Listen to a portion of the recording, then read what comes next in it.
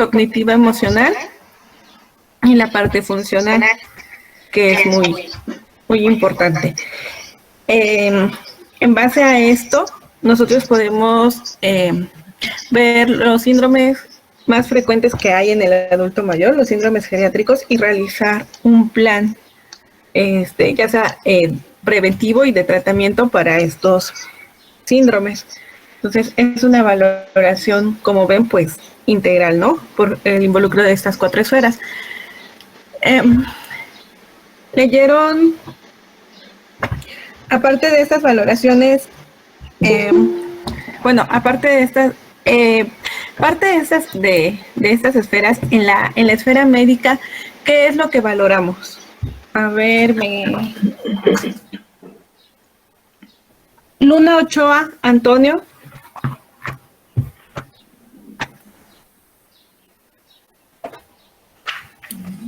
Sí, doctora. ¿Qué es lo que valoramos en la parte médica? Ok, pues se hace una evaluación farmacológica del paciente, es decir, pues se cuantifica si son más de 3 medicamentos que está tomando en ese momento. También se valora la competencia urinaria del paciente y si esta pues afecta a su calidad de vida o su funcionalidad. También pues se evalúa lo que son si hay ya problemas de la visión o de la audición, o la presencia de crónicas degenerativas como la hipertensión arterial o la diabetes.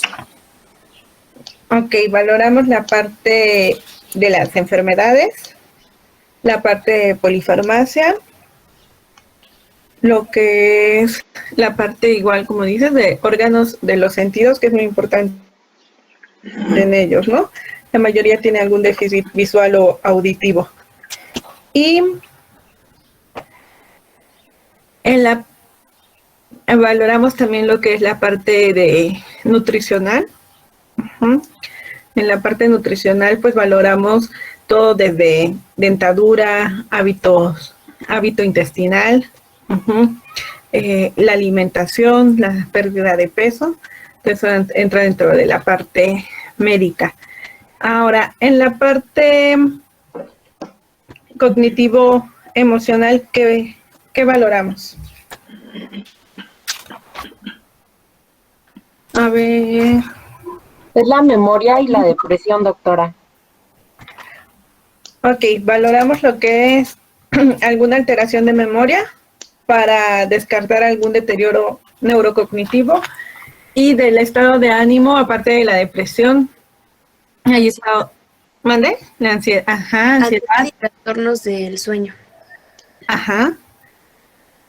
Hay estados también de duelo, que a veces confundimos con depresión, y pueden llegar a presentar también cuadros de psicosis en el adulto mayor. Okay. Se evalúa las funciones mentales, bueno, las demás, que es el lenguaje, razonamiento, el cálculo, praxias, hipnosias. Ok, eso es lo que valoramos. Eso nos sirve para descartar algún tipo de deterioro neurocognitivo. En la parte funcional, ¿qué valoramos?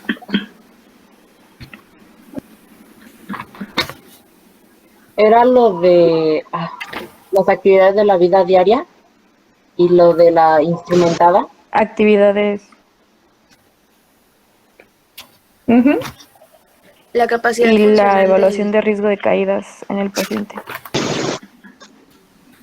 Vamos a valorar su funcionalidad, como dicen, las actividades de autocuidado, las actividades instrumentales, la marcha y equilibrio del paciente, el estado de discapacidad, y si llegan a presentar algunas úlceras por presión.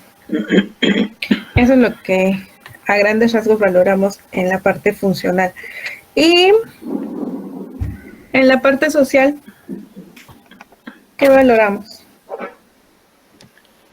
Valoramos ámbito socioeconómico y también las relaciones familiares del paciente. Ajá, vamos a ver ahí las Ajá, sus redes de apoyo. Ujú, las redes de apoyo con las que cuenta. Sí es importante la parte económica, ujú, la parte de tipo de familia en la que se encuentra. Y bueno, saber si es vivienda, su vivienda si es propia o es rentada. Y si cuenta con algún cuidador primario, ¿ok? Si es independiente o dependiente y ya si tiene algún cuidador primario. Bueno, esto es así como a grandes rasgos lo que valora lo que hace la valoración geriátrica integral. Entonces, cada punto va a haber varias escalas dependiendo de lo que nosotros queramos valorar, que es lo que vamos a ver ahorita después de lo de teoría.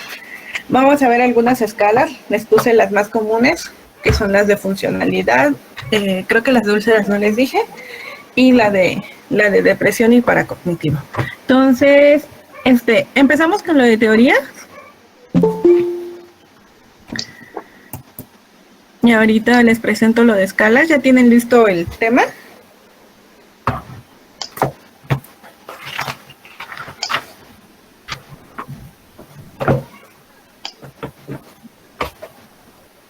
Ya, doctora, perdón, tenía problemas con mi internet. Ok, ¿lo podemos proyectar? Sí, permítame tantito.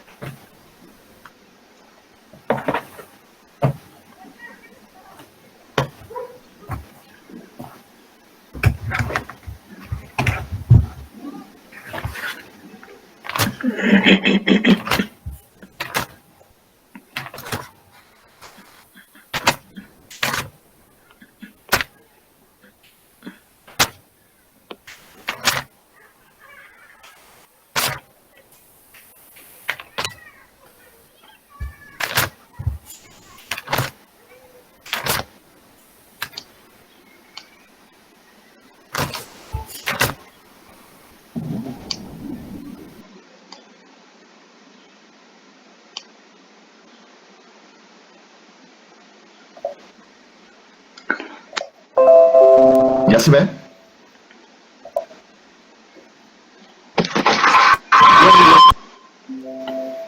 Ok, gracias. Sí, ya se ve.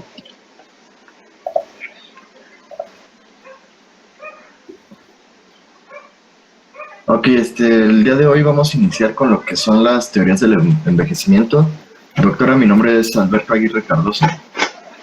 Y pues vamos a iniciar. De lo más importante, es un tema muy cortito, pero de lo más importante que se hablaba en este tema es que el hombre, desde su aparición en la Tierra, pues siempre ha buscado explicar cómo es que se da el envejecimiento, por qué las personas envejecen, y no solo las personas, sino todas las especies. Entonces ha empezado a generar ciertas teorías, hipótesis y algunas ideas de por qué se va dando este envejecimiento. Para entender un poquito mejor, debemos saber también pues qué es el envejecimiento. Y Streller en el año de 1959 nos menciona que para que se pueda considerar que existe envejecimiento o que es envejecimiento, debe haber ciertos requisitos que se van a presentar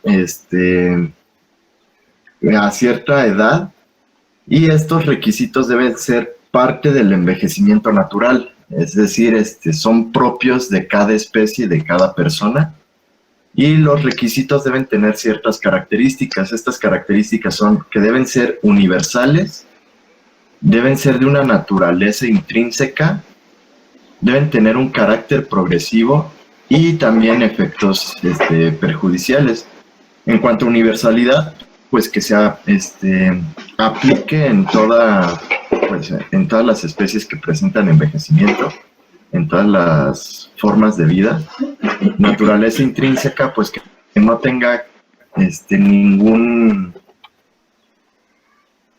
¿cómo decirlo? Pues que no sea por efecto del hombre o alguna sustancia que se le esté dando para acelerar este envejecimiento o algo parecido.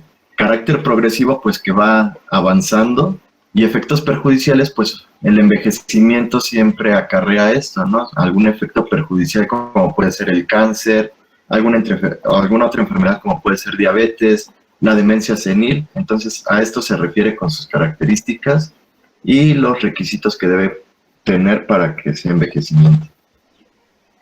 Entonces les comentaba también que la humanidad ha estado buscando cómo explicar este envejecimiento, y pues sabemos que desde las culturas antiguas pues lo más común era que buscaran ideas y teorías mágico-religiosas. Todo se lo atribuían a un dios, a algún ser mágico, que alguien los poseía, que alguien generaba cambios en ellos, o como un castigo divino. Cuando nace la cultura griega, empiezan ya teorías de tipo social. Y también cuando ya empiezan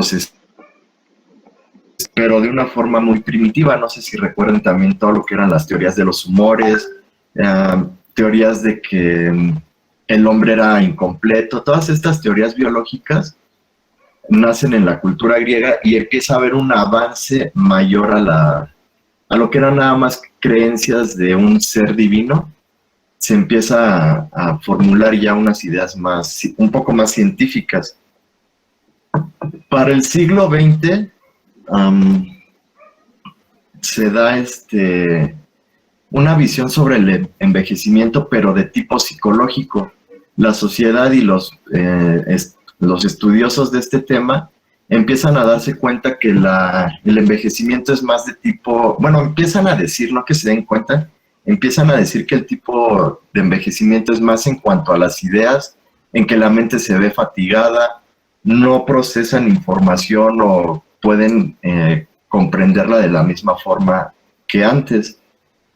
Y ya para la Revolución Industrial y la segunda mitad del siglo XX es cuando se inician las teorías biológicas. Estas teorías, permítanme tantito. Permítanme, perdón.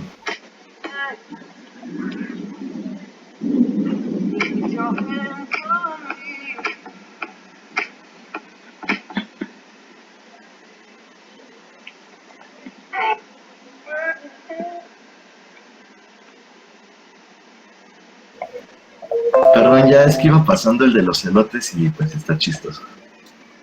Entonces, en las teorías biológicas nacen después de la Revolución Industrial y durante la segunda mitad del siglo XX. En estas ya se empiezan a formular teorías en que las células empiezan a envejecer, dejan de producir energía, su función de apoptosis se ve aumentada. Entonces, todo esto es después del siglo XX. Entonces, bueno, después de esta revolución industrial y la segunda mitad del siglo XX es cuando más se empieza a estudiar y a tener registro de estas teorías del envejecimiento. Para los años 60, ya se tenían hasta 300 trabajos donde se empezaban a explicar diversas teorías. Y para los años 90 ya se contaba con más de 2,000 teorías publicadas. Entonces, como pueden ver, hubo un incremento y a pesar de que ya se tienen algunas teorías, el hombre sigue buscando, bueno, la humanidad sigue buscando cómo poder explicar este fenómeno de envejecimiento. Y entonces, con este nacimiento de las teorías, Goldman y sus colaboradores decidieron dividirlas en teorías estocásticas y teorías no estocásticas. ¿A qué se refiere con esto? Pues las teorías estocásticas van a explicar al envejecimiento por un fenómeno aleatorio, es decir, no tienen realmente como un sustento, o es algo que ocurre como al azar. Y entre ellas encontramos a la teoría del error catastrófico, la teoría del entrecruzamiento, teoría del desgaste y la teoría de los radicales libres. En cuanto a las teorías estocásticas, encontramos que estas ya son teorías que se dan por medio de la herencia, que ya están, se podría decir que escritas, que ya están codificadas y que no se puede hacer mucho al respecto ante esto, y en esto ya entran algunas teorías como son las teorías genéticas y la teoría del marcapasos. Aparte de esta clasificación, también hay otras teorías que buscan unirlas en una sola, como puede ser la teoría de la hipótesis del daño mitocondrial, que les comento, esta busca integrar ambas clasificaciones en una sola teoría, y así hay más, pero pues esta es de las más conocidas. Y pues ahora sí vamos a empezar con lo que son las teorías más representativas. Entre ellas ya les mencionaba que está la del error catastrófico.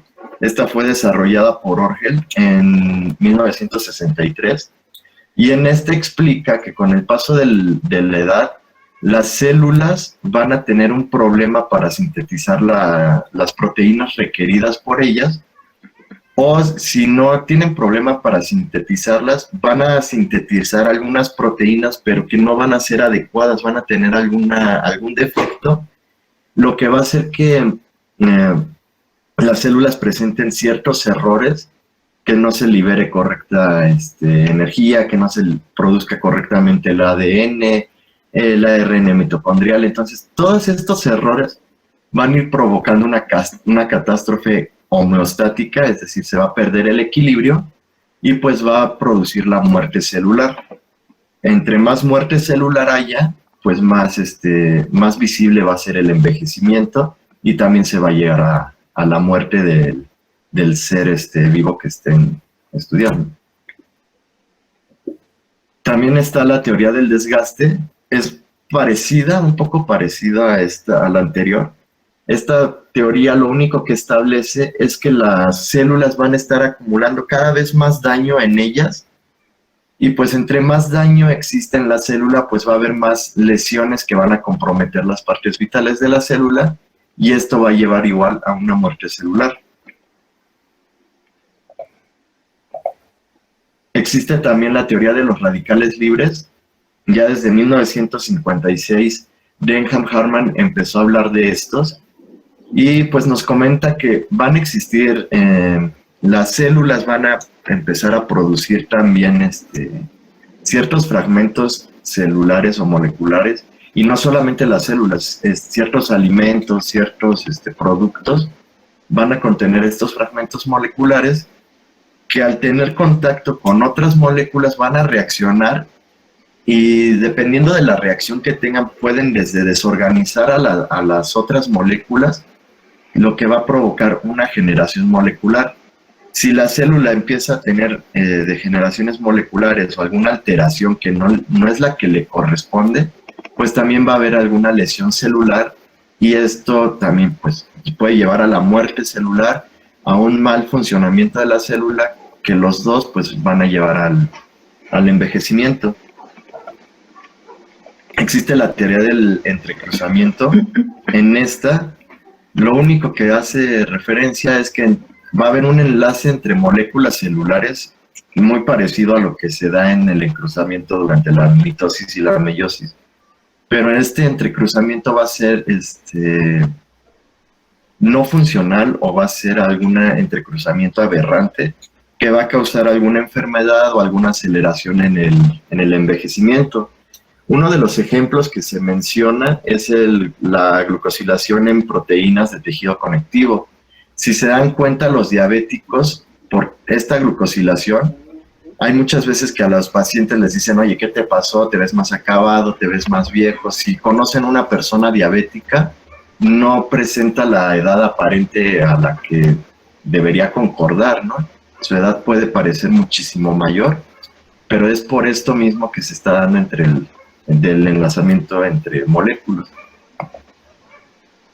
Existe la teoría, estas ya son de las teorías genéticas, la teoría de la programación genética, en la que pues se dice que va a haber alteraciones, algún tipo de mutación en el ADN nuclear, Y pues como sabemos, las proteínas se forman a partir de este ADN nuclear. Si se altera, pues también las proteínas van a alterar su calidad o su correcto funcionamiento, y pues las células también van a empezar a funcionar de una forma inadecuada, por lo que se acelera o se presenta el envejecimiento. Tenemos la teoría de la muerte celular apoptótica. Esta fue descrita por Chang y sus colaboradores. No tiene tanta validez, bueno, la desacreditan mucho porque estos estudios se dieron in vitro junto con la teoría que sigue, la de muerte celular y la que les voy a hablar en la siguiente diapositiva, no les dan el suficiente valor porque fueron estudios in vitro y no in vivo. Pero en cuanto a la de muerte celular apoptótica, pues se comenta que durante toda la juventud, la apoptosis va a regular la reproducción celular. Es así para que no exista una sobreproducción y se presenten en patologías como el cáncer. Y con el envejecimiento esta apoptosis se va a ver reducida.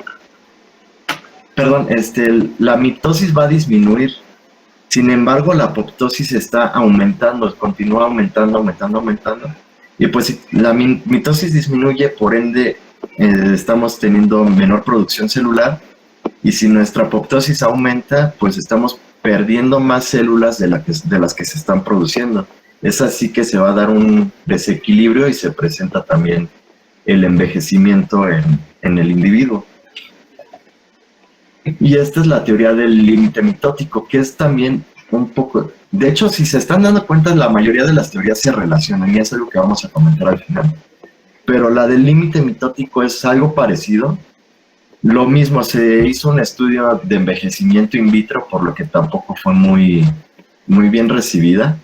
Lo que se hizo fue estudiar a los fibroblastos. Estos fibroblastos tienen un límite de reproducción, de división mitótica. Entonces, cuando ya lo alcanzan, son incapaces de seguir reproduciéndose. Es así que se van a empezar a perder fibroblastos, y al perder fibroblastos va a haber un envejecimiento de cierto tejido. Y la teoría lo que busca explicar es que si esto sucede con los fibroblastos, muy probablemente haya otras células que sufran lo mismo, y por eso se da el envejecimiento en otros tejidos. Y al haber un envejecimiento global en los tejidos, pues va a haber un envejecimiento también en todo el individuo, no solamente en un cierto tejido.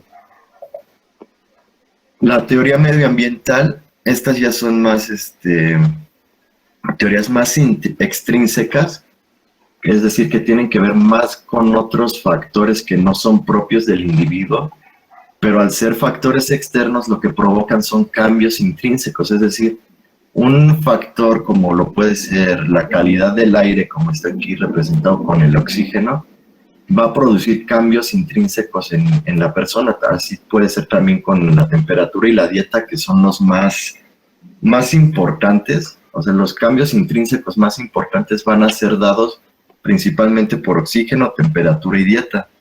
Es decir, si hay una mala oxigenación, pues las células empiezan a morir. Entonces también, o no empiezan a tener la suficiente energía para sus procesos, y se presenta un envejecimiento. La temperatura lo mismo. Y también pues la dieta, como sabemos, la calidad de los alimentos que consumamos influye muchísimo en los procesos celulares. Existe otra teoría, que esta ya es más externa, ¿no? Y también no tiene mucho que ver con el envejecimiento. Esta teoría está más relacionada a la mortalidad, y la abarcan porque pues es común creer que la muerte va muy relacionada al envejecimiento, ¿no? Entonces por eso también se abarca como parte de las teorías del envejecimiento. Pero esta teoría del incremento en la mortalidad extrínseca, a lo que hace referencia es que los factores ambientales van a alterar o pueden llegar a alterar y a exacerbar la mortalidad. Ejemplos, pues puede ser la escasez de alimentos. Si no hay una buena alimentación, pues obviamente la persona empieza a tener dificultades de salud, y entre ellas pues también se puede exacerbar un poco el envejecimiento. Esta sí está un poquito más relacionada. Pero tenemos otro ejemplo que es la muerte por un predador. Es decir, imaginemos que alguien está en África y es atacado por un león, pues la mortalidad empieza a aumentar también, o hay algún cambio en el medio ambiente en el que el humano ya no sea el más imponente y que empiecen a acabar con él, pues habría un aumento en la mortalidad. Y también puede ser por alguna tragedia natural, algún terremoto, algún huracán, todo esto pues también aumentan los números en mortalidad. También existe la teoría de la pleitropía antagónica. Esta lo que hace mención es que cuando hay dos efectos y se entrecruzan, cuando hay un proceso, pero tiene dos efectos distintos, a esto se le llama gen pleitrópico. Y en cuanto a la teoría, se hace más hincapié al efecto pleitropiónico antagónico, que es cuando uno de los efectos, van a existir dos efectos. Uno va a ser un efecto positivo y el otro también va a ser un efecto negativo. Es muy raro encontrarlo en la naturaleza, en algunos otros seres vivos, pero en el humano se ha llegado a identificar, y el ejemplo que más se menciona es el ejemplo de la testosterona, que cuando se alcanza, por ejemplo, la pubertad o la adolescencia, pues la testosterona ayuda a que se ejerza una maduración sexual. Pero si no se dan cuenta también, cuando ya llega una persona a la adultez y empieza a entrar a la etapa de adulto mayor, pues también la testosterona puede ser peligroso y dañino para el organismo, y tanto así que puede ocasionar un cáncer de próstata. Esto hace referencia a este efecto. Puede tener un efecto positivo, pero también un efecto negativo. Tenemos también la teoría neuroendocrina. En esta teoría lo que primero se estudió, pues se estudió, por ejemplo, en las mujeres, ¿no? Y se tenía pensado que la atrofia de los ovarios tenía algo que ver con todo esto del envejecimiento. Después lo fueron haciendo más a fondo y llegaron hasta el hipotálamo, donde se empezó a estudiar la relación que tiene todo esto, todo el hipotálamo, con ovarios, con testículos, con glándulas suprarrenales, para la liberación de algunas hormonas. Y pues se dieron cuenta que el hipotálamo pues regula a todo el sistema neuroendocrino. ¿A qué se refiere con esto? Pues va a regular desde el desarrollo, el crecimiento, la pubertad, el sistema reproductor y también el metabolismo. Y si este hipotálamo y la secreción de sus neurotransmisores y hormonas actúan sobre todo esto, pues también va a tener algún efecto cuando empieza a haber una disminución en su actividad o alguna alteración. Algunos de los ejemplos que se mencionan pues son la disminución de la secreción pulsátil de la hormona de crecimiento, y también el otro esteroide que es el dihidroxiepandrosterona. Y a pesar de que ya se ha realizado toda esta teoría, no se han encontrado pruebas de que realmente el sistema neuroendocrino y el hipotálamo sean el origen de todos los cambios que se van a dar. Como ya les mencioné, todas las teorías en algún punto llegan a entrelazarse y tener puntos en común. Entonces no se puede decir que esta realmente sea la más importante y que sea el origen de todo. Y un ejemplo de esta teoría, pues les mencionaba que el esteroide dihidroxiepandrosterona es el más importante que se ha encontrado en esta teoría. Bueno, uno de los más importantes y que se ha estudiado más, y se llegó a la conclusión de que pues este es un esteroide que tiene una acción supresora de citocinas catabólicas o inflamatorias, como son estas, que también tiene un efecto inductor de citocinas inmunoestimuladoras como es la interleucina 2, Y pues si esto se ve, si la producción de este esteroide se ve disminuido o alterado, pues va a haber más citocinas catabólicas o inflamatorias, lo que puede desencadenar en un mayor consumo de energía, lo que sería una mayor cantidad de estrés sistémico, o también en algún proceso inflamatorio, alguna enfermedad crónico-degenerativa. Si se disminuyen las citocinas inmunoestimuladoras, pues también va a ser más común que el individuo se enferme. Y esto, pues como les digo, sería la forma de explicar cómo se da el envejecimiento de acuerdo a esta teoría. Y por último tenemos la teoría inmunológica, que también pues va relacionada con todo esto, en la que la inmunidad del individuo se va a ver disminuida, y al verse disminuida la capacidad inmunológica que tiene el individuo, pues es obvio que va a haber alguna respuesta en cuanto a sus células de defensa, como pueden ser las células T, y esto lo va a hacer más vulnerable a ciertas enfermedades. También se ha encontrado que la capacidad inmunológica, cuando disminuye con la edad, se pueden encontrar ciertos fenómenos autoinmunitarios, que lo más común es encontrar que exista un aumento de autoanticuerpos, como puede ser en casos como artritis reumatoide, lupus, que si recuerdan empieza a haber mayor frecuencia de estas enfermedades con el aumento de la edad. También va a disminuir la inmunidad humoral, y esto en lo que se traduce es que va a haber una menor formación de inmunoglobulina G y de la que son de alta afinidad, y por ende también ser más susceptibles a ciertas enfermedades infecciosas. Lo mismo que las anteriores, las teorías no son universales. En este caso, la teoría inmunológica, pues he encontrado que algunos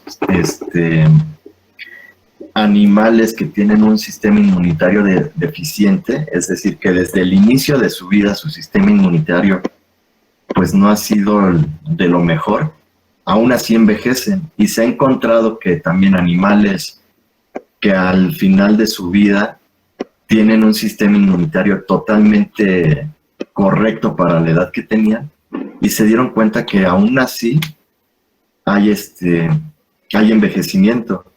Entonces, como conclusión, podemos entender que de todas las teorías que mencionamos, ninguna ha podido explicar lo que es el envejecimiento y por qué se da el envejecimiento de una forma concreta o por una sola de estas teorías. Por eso siguen siendo teorías.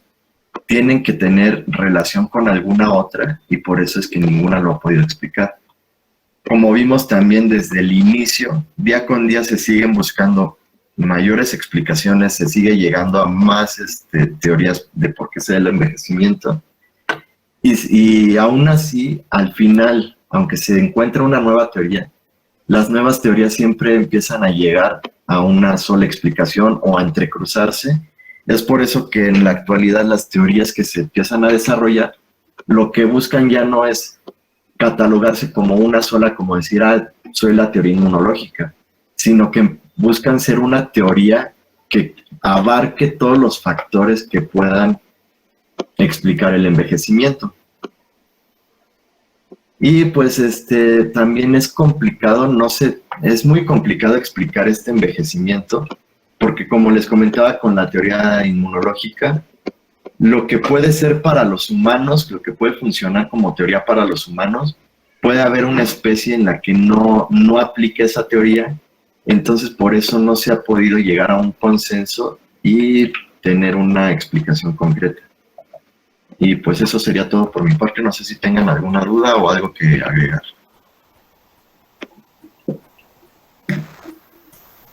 Ok, en la clasificación de estocástica y no estocástica la realizó Goldstein y Cassidy. Y Hayflick, él fue el que definió envejecimiento como un proceso estocástico que va a ocurrir después de que se alcance ya lo que es la madurez reproductiva, y entonces va a haber un progresivo decremento en lo que es un progresivo incremento en lo que es el desorden molecular, y eso va a incrementar la vulnerabilidad, y a esto es a lo que llamo envejecimiento. Entonces, esa es como la definición de envejecimiento, la de Hayflick. Y si se dan cuenta, por ejemplo, en las teorías genético-somáticas, se relacionan mucho con, por ejemplo, en las teorías hay una teoría de codificación de genes, se relacionan con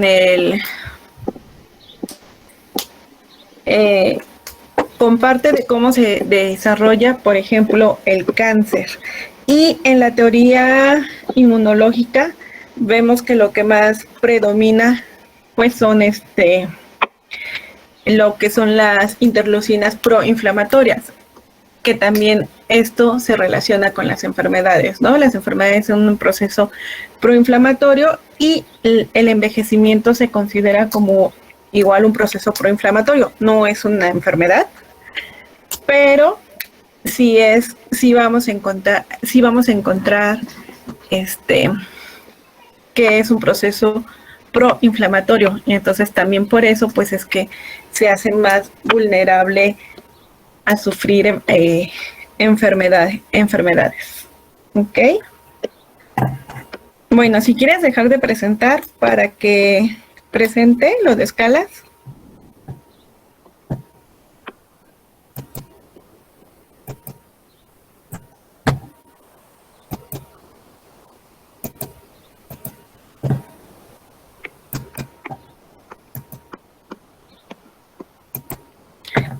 Ok, ya está presentando lo que es escalas. Sí, doctora.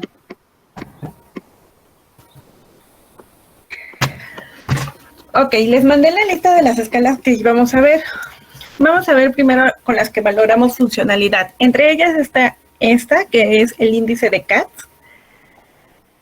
Esta fue hecha en 1958 por Katz, por eso lleva su apellido.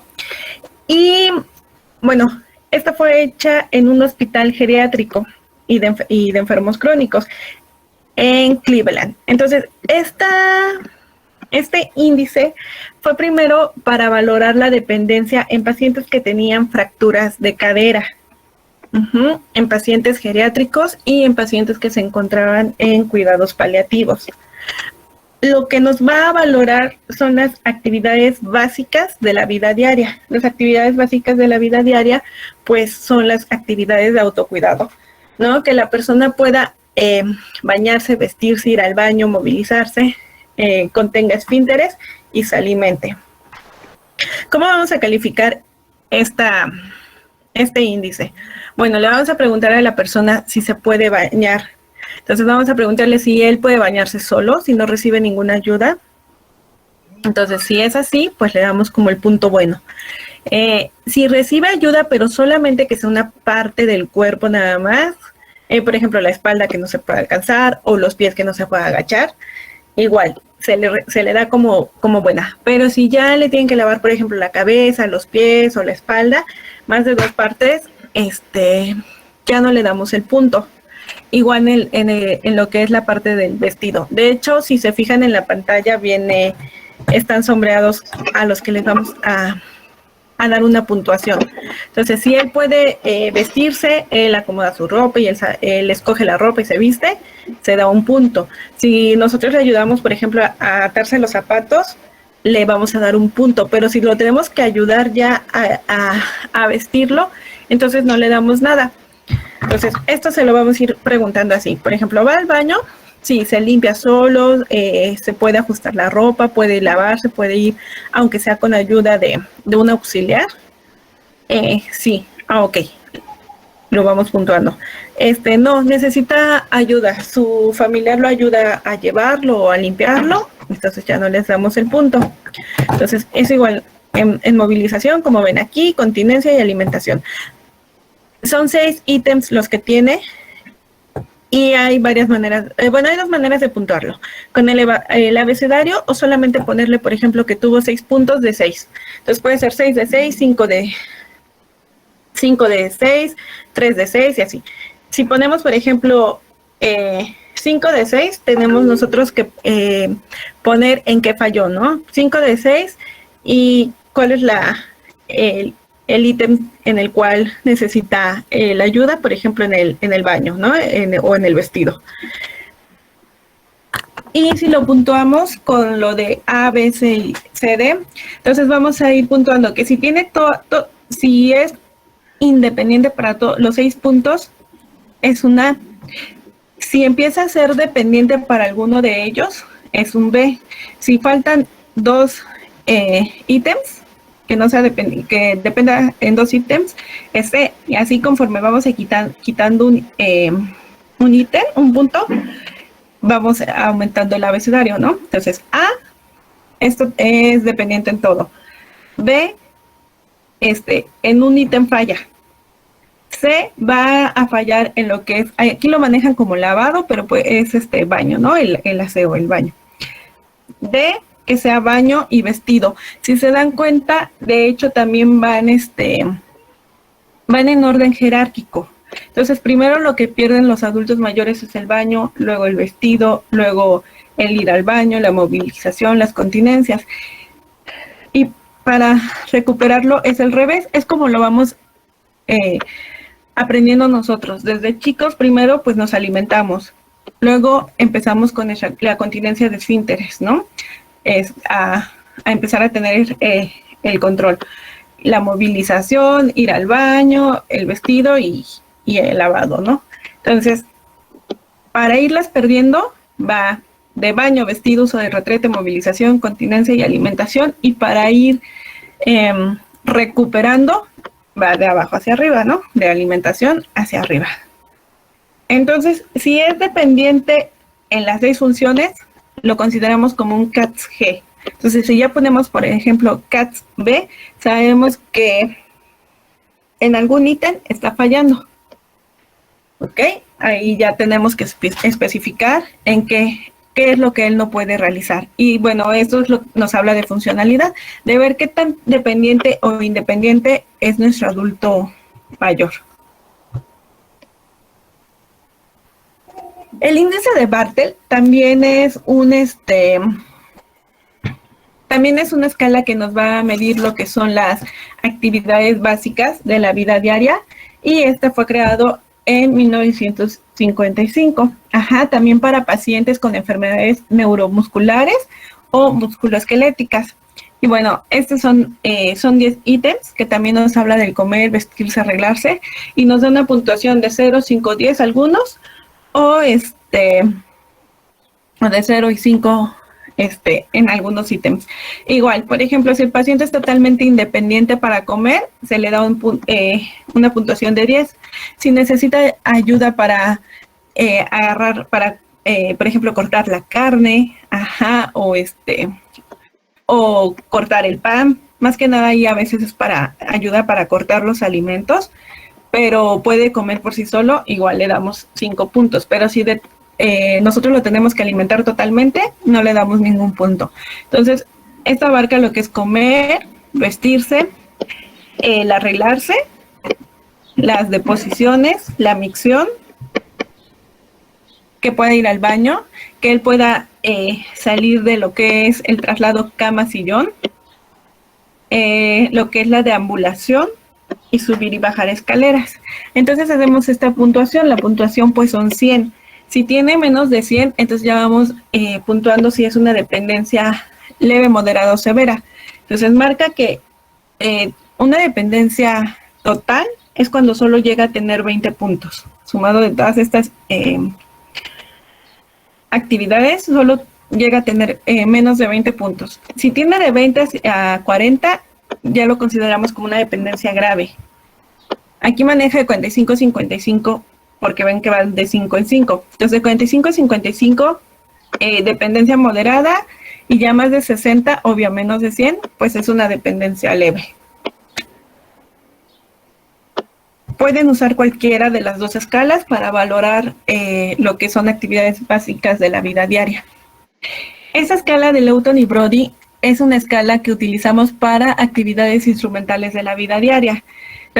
Las actividades instrumentales de la vida diaria que nosotros valoramos es que use el teléfono, que haga compras, que pueda preparar la comida, que tenga el cuidado de casa, ya sea el paciente puede estar solo en casa y hacer el aseo de la casa, el lavado de ropa, el uso de medio de transporte, que él pueda tomar sus medicamentos solo y manejar sus finanzas. Entonces, como vemos aquí, por ejemplo, en manejo de asuntos económicos, le damos el punto cuando él puede hacerlo solo. Cuando llega a realizar algunas compras, pero necesita ayuda para hacer algunas compras ya más grandes, aún así le damos el punto. Pero cuando es totalmente incapaz de manejar él el dinero, entonces ya no le damos ningún punto. Son 8 ítems, serían 8 puntos. Si completan los 8 puntos, es totalmente independiente para las actividades instrumentales. Si no, vamos a poner, por ejemplo, si tiene 6 de 8, 7 de 8, y en qué ítem está fallando y por qué. A veces no manejan el dinero porque, por ejemplo, los familiares, no, es que ya está viejito y no, ya no va a saber, mejor nosotros lo manejamos. Entonces, a veces es por contención que no dejan que el paciente haga esto. A veces sí es, por ejemplo, no lo usan porque ya tiene problemas de memoria, entonces eso es lo que tenemos que diferenciar al valorar estas actividades instrumentales. Cuando un paciente empieza a tener algún deterioro neurocognitivo, va perdiendo este tipo de actividades. Están las básicas, las instrumentales y las avanzadas. Las avanzadas ya nos hablan de socializar. Por ejemplo, que el paciente, no sé, asista, por ejemplo, a la casa de la tercera edad, que realice algún tipo de actividad cultural de ese tipo. Entonces son las que primero se pierden porque, bueno, se van aislando. Luego se pierden estas actividades que son instrumentales. Como ven, pues es todo de realizar, el que sepa tomar el transporte, el que sepa tomar su medicación. Se empiezan a perder estas, y al último ya se pierden lo que son las actividades básicas de la vida diaria. Entonces van en ese orden en las que se van a ir perdiendo. ¿Alguna duda con estas escalas, con las primeras?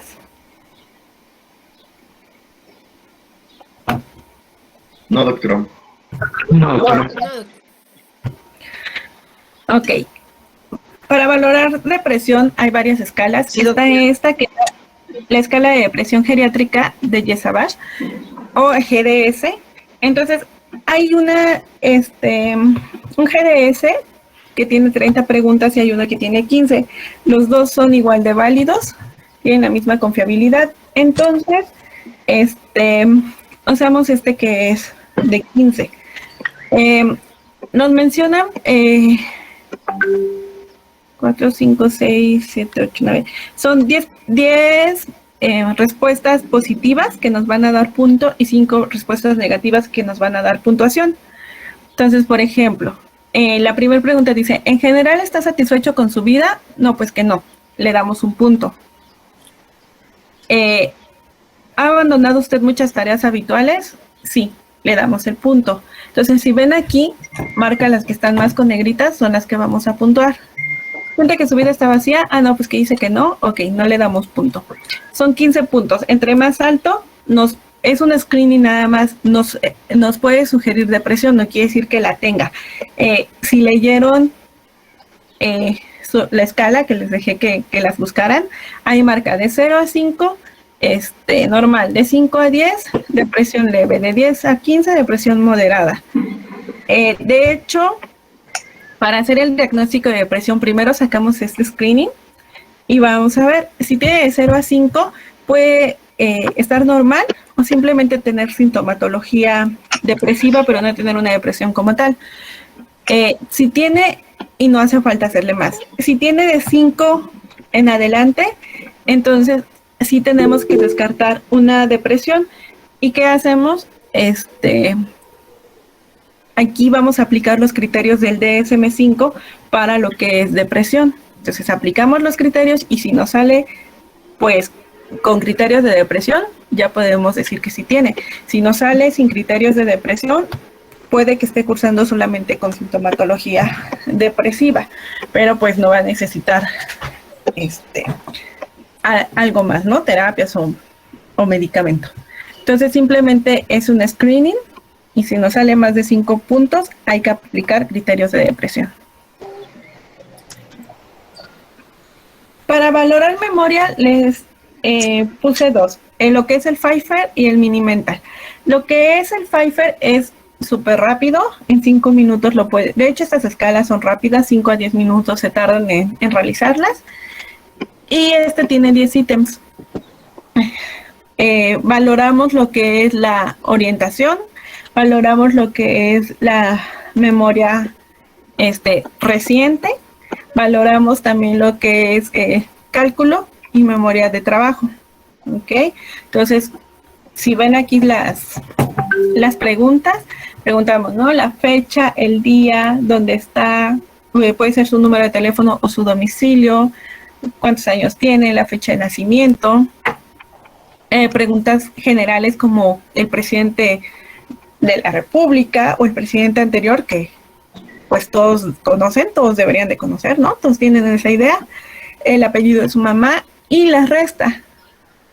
Hacemos una resta de 3 en 3, menor de 20. Aquí para la resta, aparte de valorar lo que es cálculo de ¿cuánto es 20 menos 3? Ah, bueno, ya 17. Y 17 menos 3 y ya te va diciendo, checan lo que es la parte de cálculo. Pero aquí la idea es que tú le expliques. Va a hacer una resta. Va a restar 20 menos 3. Al resultado le va a ir restando menos 3, hasta que yo le diga ya, ¿no? Basta. Entonces, la idea cuando él hace 20 menos 3, 17, menos 3, 14, menos 3, es ver la memoria de trabajo. Ajá, que él lo puede hacer sin que nosotros le estemos recordando, porque hay muchos que hacen nada más el cálculo, 17, y luego, ¿qué le dije? Pues 20 menos 3, 17, ahí se queda, y tú les tienes que repetir 17 menos 3, sí, 14, entonces cálculo está bien, pero memoria de trabajo no, entonces ahí valoramos nada la parte de memoria de trabajo. Entonces, Pfeiffer es para personas con una escolaridad baja o que no tuvieron escolaridad. Lo mencionamos como igual, nos dice que deterioro cognitivo si tiene más de 2 errores. Y si su nivel de educativo es bajo, puede tener un error más, ¿no? Puede tener 3 errores. Y esta parte nada más es igual un screening. Con esto nos damos cuenta que hay alguna alteración en la memoria y ya tenemos que hacer algunas otras baterías cognitivas ya para descartar un deterioro cognitivo, ya sea menor o mayor. No tengo la del Mini-Mental, pero la del Mini-Mental igual maneja 30 puntos y maneja varias áreas. Ahí maneja lo que comentaba su compañera hace rato. Lo de las praxias, lo de las náuseas, lo de la orientación, lo de la evocación y lo de cálculo. Si alguien puede irla buscando o si la tienen, ahorita al final la pasamos. Y también es un screening del para deterioro cognitivo. Nuestro punto de corte es 27, menor de 27, ya nos habla de un deterioro cognitivo y también esta se ajusta a escolaridad. Entonces, cualquiera de las dos es screening para deterioro. Si nos salen mal, tenemos que aplicar las demás baterías. Porque igual ahí dice menor de 27, igual, deterioro cognitivo leve, probable deterioro cognitivo, menor de 24, deterioro cognitivo leve, menor de 17, deterioro cognitivo moderado. Pero igual no, solo es un screening, no nos va a dar el diagnóstico como tal. Nos da una aproximación y nosotros tenemos que hacer algunos otros estudios y baterías para poder dar el diagnóstico. Y el MNA, que es la evaluación, es una mini evaluación de nutricional.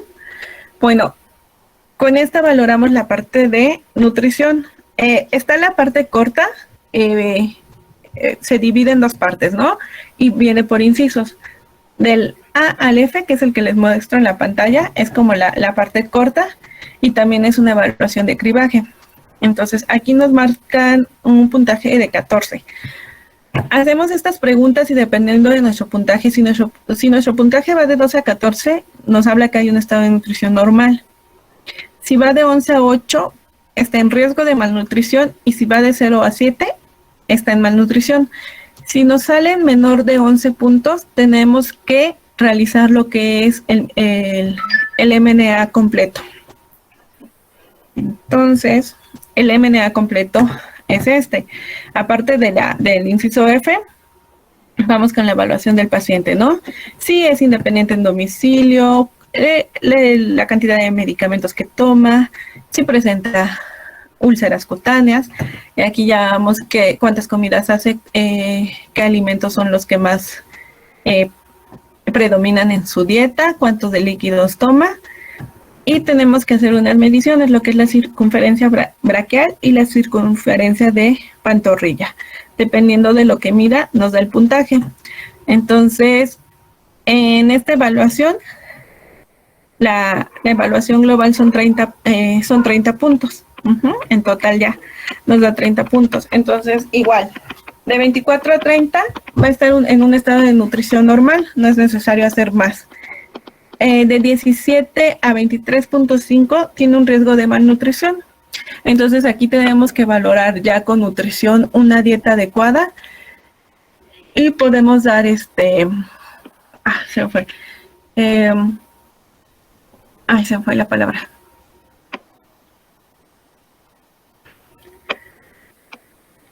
Fortificación. En esta parte de riesgo de malnutrición fortificamos los alimentos. Entonces mandamos a nutrición, pero con una dieta que sea de fortificación de alimentos. Y en una dieta de menos de 17 puntos, que ya es malnutrición, igual nuestra valoración la tenemos que completar con estudios de laboratorio, con el envío, pues, obvia nutrición y completar nuestra dieta aparte de fortificación con suplementación, para que no les den vitaminas a todos. Y bueno, esa es la manera en cómo vamos a hacer las mediciones correctamente. Entonces, aquí nos menciona que primero pongamos, para hacer la braquial, nuestro brazo en 90 grados. Miramos la distancia donde se encuentre la mitad de lo que es el brazo. Ahí hacemos la medición. Ya una vez que dejamos el brazo recto, hacemos la medición en donde nos salió como el punto medio, y ahí es donde vamos a ver, de acuerdo a lo que mida, la puntuación que le vamos a dar. Y el perímetro de la pantorrilla, vamos a tomar la parte más voluminosa de la pantorrilla y es donde vamos a hacer nuestra medición. Ok, también con los pies sentado y con los pies a 90 grados. Y una escala que creo que no les comenté, la de Norton. Hay varias escalas para valorar lo que es úlceras por presión. Enfermería usa la de Braden, esta escala de Norton, que, bueno, yo la puse porque a mí se me hace como más sencilla. Entonces, tiene 5 puntos de los que vamos a valorar, que es el estado general del paciente, el estado mental, la actividad, la movilidad y las continencias. Y cada uno de estos ítems se puntúa de 1 a 4. El más bajo es peor pronóstico y del más alto, pues es menos riesgo. Entonces vamos puntuando, vamos viendo el estado general del paciente, cómo está, su estado mental, si está alerta, si está apático, confuso o estupuroso, y le damos la puntuación. Entonces, entre menos puntos tiene mayor riesgo de úlceras por presión. Entonces, de 5 a 9 es un riesgo muy alto. De 10 a 12 lo catalogan como riesgo alto y de 13 a 14 como un riesgo medio. Cuando tiene más de 14 puntos, puede ser riesgo mínimo o que no haya un riesgo. Esta escala de Norton se va a realizar cuando llega el paciente, desde que llega el paciente a hospital de ingreso, se realiza, y dependiendo del estado del paciente, de cómo se encuentre, se va a ir realizando subsecuentemente. Entonces, si nos sale un riesgo alto en esta escala, tenemos que estar realizando esta escala cada 24 horas. Si nos sale un riesgo moderado, cada 72, y si nos sale un riesgo bajo, hasta cada 7 días. Que bueno, pues cuando estén hospitalizados, realmente lo valoran en cada turno. Y bueno, esos son algunos ejemplos de escalas, las más utilizadas. Hay escalas para valorar marcha, hay escalas para valorar las redes de apoyo, hay escalas para valorar todo lo que vemos en la valoración geriátrica. Ok, pero bueno, estas son como que las más utilizadas en general para cuando ustedes vean un paciente geriátrico en su consulta, en su servicio social, y puedan detectar estos problemas. ¿Tienen alguna duda con las escalas?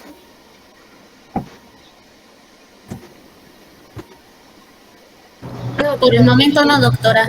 Vieron una en el chat. Ok, entonces, si no tienen dudas, su tarea va a ser que van a aplicar estas escalas. La van a aplicar a alguien de su familia, de preferencia a alguien mayor, porque si no, pues les va a salir todo bien. Entonces van a aplicar esta escala, van a poner el nombre de su paciente, la edad del paciente, el sexo del paciente, y van a aplicar todas esas escalas que les puse. Katz, Bartel,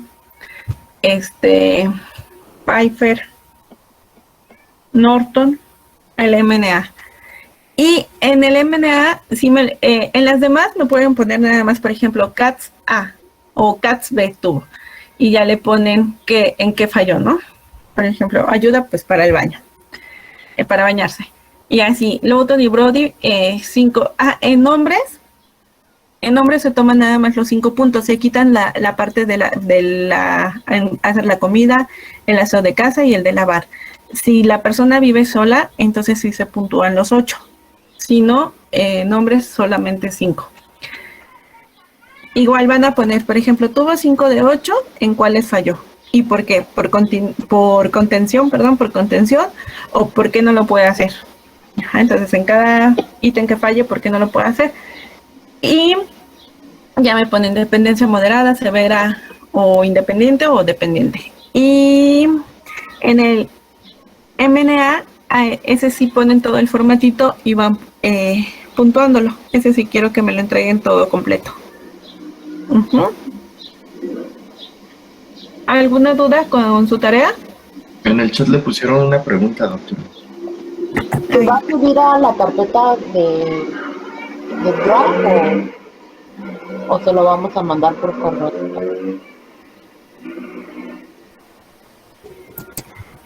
En sus carpetas, en el Drive, ahí lo voy a revisar, y tienen esta semana, ¿ok? De aquí para el próximo lunes ya debe de estar, para que el próximo lunes ya tengan una calificación.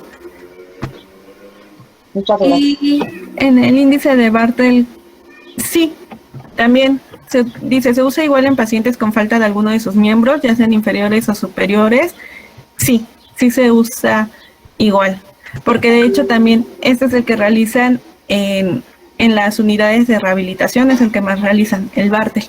Entonces sí se usa igual en pacientes que les faltan miembros superiores, inferiores. Ustedes ya llevaron rehabilitación, ¿no? Ya vieron esta escala.